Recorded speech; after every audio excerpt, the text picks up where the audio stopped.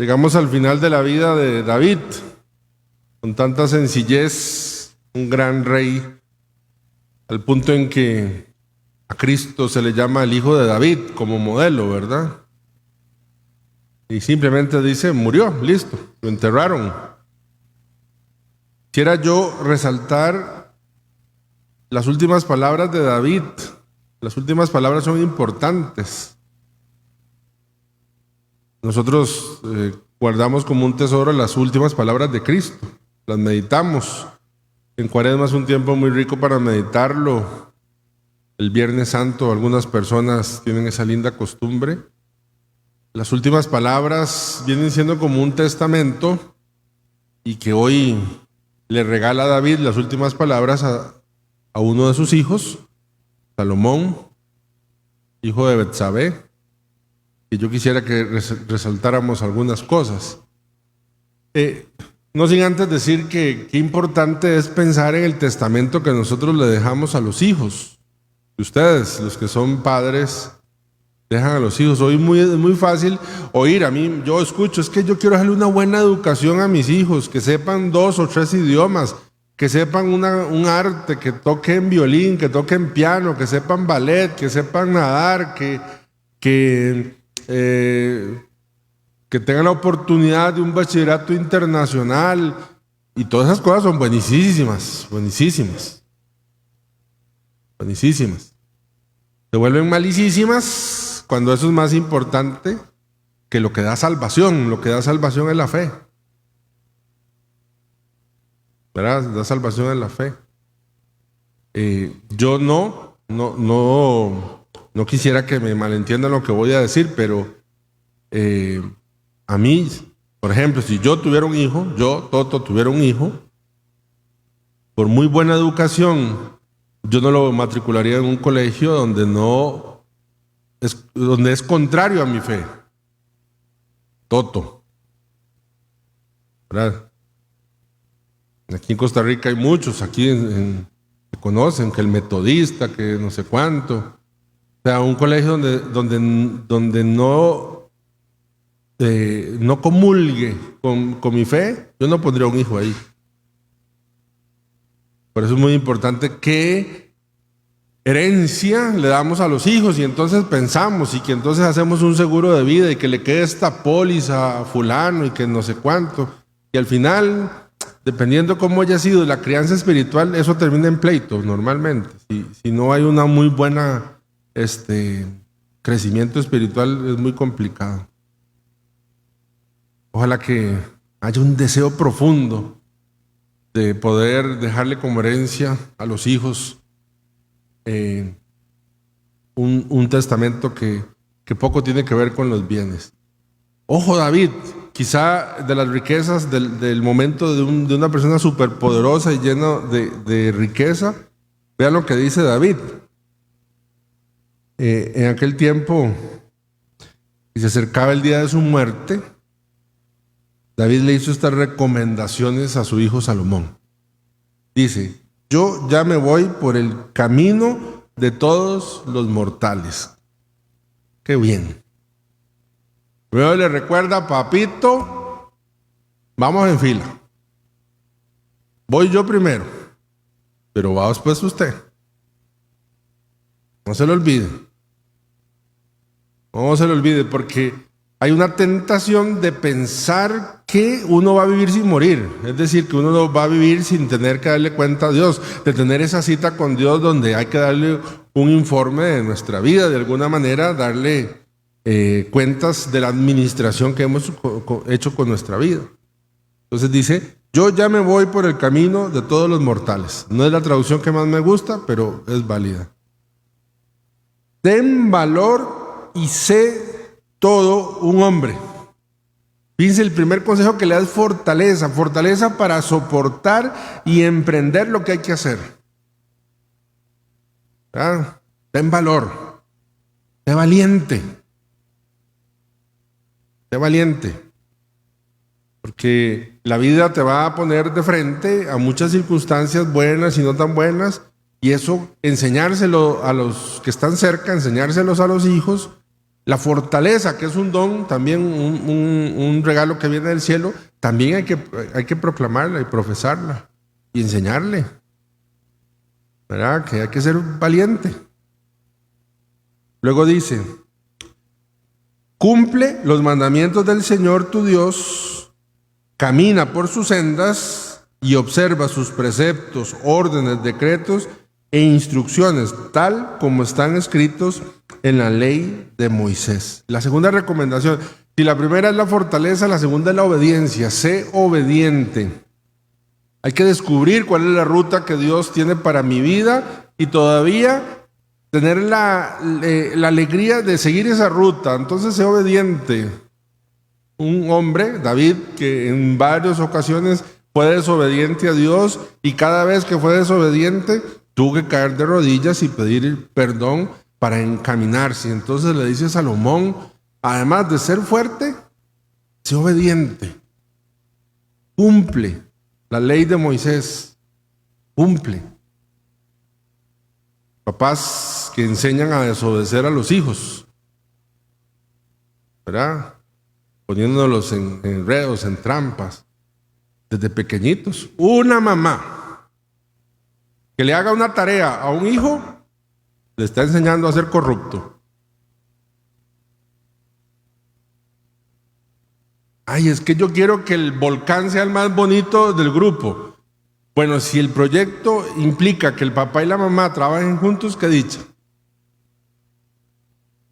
Dirá, padre, pero qué exagerado. Desde quien es fiel en lo poco, es fiel en lo mucho. Mami, usted me firma este permiso, diga que es que estoy enfermo, es que mire, viene un examen y no me dio chance. Estoy aquí, mi hijo hoy amaneció con 42 de temperatura. Por favor, reprogramar el examen. No, sé obediente, ¿verdad? La segunda enseñanza que le da Salomón, sé obediente. Sigue diciendo, si haces esto, tendrás éxito en todas tus empresas y el Señor cumplirá las promesas que me hizo, ¿verdad? Fíjense que lo segundo es la fidelidad. Entonces, es parecido, pero la fidelidad es apegado a lo que Dios me manda y por el camino de Dios y no por el propio criterio. En Pastoral Vocacional, cuando trabajaba allí, tenía una frase que ya se las he dicho en otro momento, pero que es bueno repasarlo en la vida. Es hacer lo que Dios manda. O digámoslo diferente.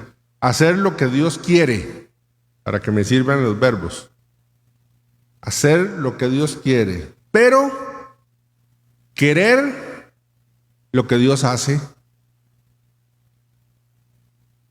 Hacer lo que Dios quiere significa, cuando Dios me dice a mí, yo quiero que hagas esto, y me lo dice, ¿verdad? Entonces, hacer lo que Dios quiere. Querer lo que Dios hace es cuando hace en mi vida, pero no me pregunta, ¿verdad? Y también allí hay que decirle al Señor, hágase tu voluntad, hágase. Por eso la fidelidad a Dios no solo consiste en hacer lo que Dios manda o lo que Dios quiere, sino también en abrazar con un corazón lo más libre posible también lo que Dios hace en mi vida, ¿verdad? Le dice en los diálogos de la beata Conchita, la fundadora de las religiosas de la Cruz, en los diálogos le dice Jesús a Conchita, déjate hacer, déjate hacer, déjate hacer. Eso que vos, le dice a ella, eso que vos estás luchando con lograr, yo lo puedo hacer en tu vida en un segundo. Déjate hacer. Entonces, esa fidelidad a Dios, mire, se la está recordando David a Salomón. Y termina diciendo, si tus hijos me son fieles a mí, el Señor cumple sinceramente mi voluntad con todo su corazón y con toda el alma. No te faltará un descendiente en el trono de Israel. Y finalmente, la esperanza, ¿verdad? El Señor cumplirá la promesa, porque no solo el Señor es todopoderoso, sino que además es bueno. Y esas 4 cosas, esos 4 consejos que le da David a Salomón: la fortaleza, la obediencia, la fidelidad y la esperanza. Es como hacerse un examen. Yo a mis hijos, a mis cercanos, les estoy transmitiendo la herencia de la fortaleza, los estoy haciendo débiles, o más bien les estoy transmitiendo la obediencia, les estoy enseñando con mi ejemplo, o les estoy enseñando la corrupción, ¿verdad? Le estoy enseñando la corrupción. Estoy enseñando a ser fiel a Dios, no solo en las cosas que yo quiero, sino en las que Dios hace en mi vida y que no me parecen tan bien, no encajan con mi modelo, con mi idea, etc. Y le estoy dando esperanza. O soy de esas personas sumamente negativas, sin esperanza, que todo es desgracia, que todo está mal, que todo es queja, que todo es que no se va a poder, que todo es que todo va a salir mal, ¿verdad? Por el otro lado, el Señor en el Evangelio también da como un testamento. Más que un testamento, en este caso son unas recomendaciones. Unas recomendaciones que ya nosotros conocemos de memoria, porque bueno, en este caso nos los está dando Marcos, pero los 3 evangelistas nos la dicen. Dice: en aquel tiempo llamó Jesús a los 12, los envió de 2 en 2 y les dio poder sobre los espíritus inmundos. Muy interesante. De 2 en 2 no solo era porque para ser testigo de algo se ocupan 2 personas, sino, atención, porque los mandó a predicar el amor de Dios. Y para predicar el amor de Dios yo tengo que amar a mi hermano. Es decir, si van a hablar del amor de Dios, ame a su hermano, ¿verdad? Si usted va ¿cómo se llama? A predicar el amor de Dios, ame primero a su hermano. Por eso de 2 en 2, para practicar el amor. Porque si usted va solo, usted va a su ritmo, no tiene que esperar a nadie. Si usted va solo, no tiene que aguantar a alguien que le esté contando y diciendo, y mire esto y lo otro y lo otro. En cambio, cuando va con alguien, tiene que practicar paciencia, misericordia, pedir perdón, ¿verdad? Entonces yo siempre digo a los matrimonios, pues mi alma, los felicito porque yo amanecí de malas y enjacho la almohada, ¿verdad? Pero cuando el esposo amanece de malas, torta, ¿verdad? Entonces, de 2 en 2. Luego dice: los mandó que no llevaran nada por el camino, ni pan, ni mochila, ni dinero en el cinto, ni chuleta con gordito, sino únicamente un bastón, sandalias y una sola túnica, ¿verdad? Aquí dice, en mi evangelio sí dice chuleta, según Santoto, aquí dice, ¿verdad? Eso es providencia, confiar en la providencia de Dios. Es difícil porque la providencia de Dios es la confianza en que Dios me va a asistir y que no solo que lo que estoy viviendo es providencia de Dios. Fíjense que cuando yo bendigo los alimentos, normalmente me gusta decir: Señor, gracias por estos alimentos. Que nunca piense que porque llegaron aquí con el sudor de la frente, entonces no son providencia tuya. Porque usted dice: bueno, ya yo trabajé, entonces voy a ir por el sueldo, entonces le va el sueldo, va al supermercado, y esto no es providencia, porque yo trabajé. Providencia es como ahora, por ejemplo, que yo estaba en la oficina y llegó alguien con un pedazo de torta chilena, ¿verdad? Eso sí es providencia, entonces, porque esa torta chilena, yo no tenía nada que ver ni pedir. No, esa torta chilena es providencia, y el trabajo y las cosas que yo tengo es providencia de Dios también, ¿verdad? Entonces, cuando uno descubre que Dios me va a dar lo que necesite, sabe que lo que está viviendo, aunque tal vez de pronto no es lo que yo quiera, algo bueno Dios me está dando aquí. Por eso confío en la providencia de Dios en lo que me da, y eso le invita a los discípulos entonces a que se despojen de todas las cosas. Dice: y cuando entren en una casa, quédense en ella hasta que se vayan de ese lugar. Muy interesante, porque aunque los manda a predicar, a caminar, también los manda a quedarse. Dice un comentarista de ese texto que es una característica de la iglesia. La iglesia que está en movimiento para predicar el evangelio, pero también tiene firmeza. Quédese en esta casa. ¿Y eso cómo se traduce? Se traduce que la iglesia no puede, con tal de llegar a los corazones de todo el mundo, perder su firmeza. Los hermanos anglicanos, que se separaron de la iglesia católica en 1500, cuando Enrique VIII quería casarse y le dijo al Papa que entonces le anulara el matrimonio, y el Papa le dijo, no, ¿cómo le va a anular el matrimonio? Usted se casó bien, no hay ningún criterio de nulidad.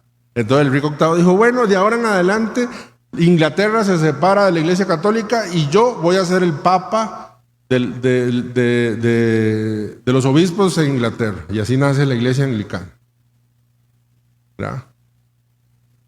Dice que la iglesia anglicana empezó, bueno, pasaron todos los años, y en los últimos años la iglesia anglicana ha querido responder a todas las demandas que le hace el mundo. Entonces se separaron y entonces empezaron a ordenar mujeres y luego empezaron a ordenar entonces a personas homosexuales y luego entonces, y ahora están sumamente divididos. ¿Por qué? Porque sí se pusieron en movimiento, querían responder a todas las demandas que decían los demás, pero les faltó firmeza. Quédense en una casa.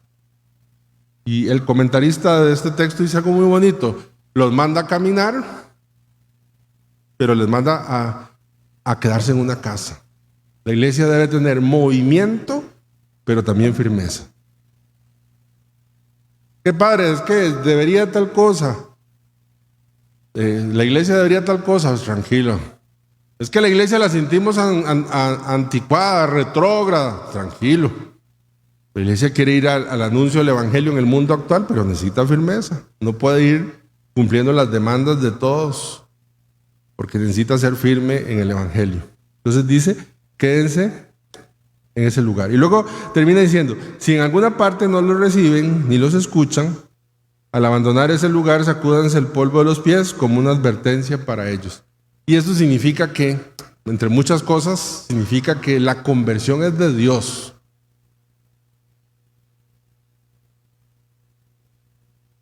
Y eso significa que tal vez Dios quiere hacer cosas en las vidas de otras personas que no necesariamente usted tiene que ver los resultados.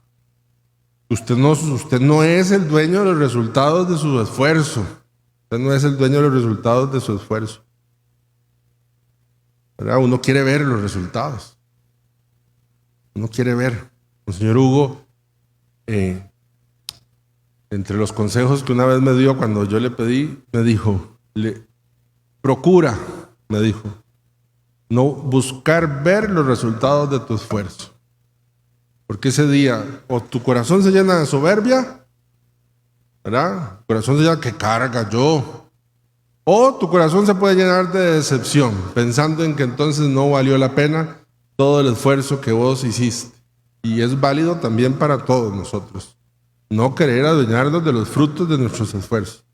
Y por eso dice, bueno, sacúdanse, es decir, ese mal momento, yo tengo un plan para la vida de esa persona, pero ustedes sigan y yo veré cómo sigo trabajando en el corazón de esas personas.